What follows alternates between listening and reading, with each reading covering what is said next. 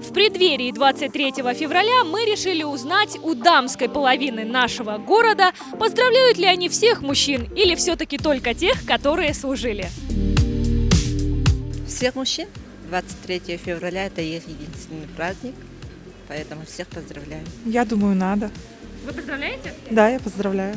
Да, можно, конечно. Обязательно. Мужчина есть мужчина. Почему бы нет?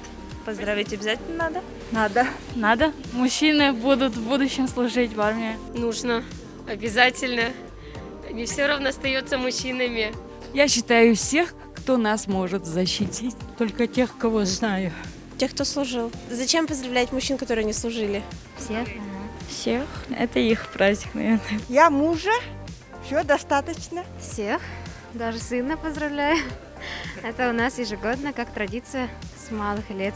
Ты мужчина, вот так. Всех. Почему?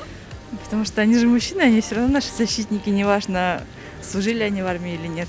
Таким образом, исходя из ответов наших якутян, выходит, что мужчин нужно поздравлять, даже если они не служили.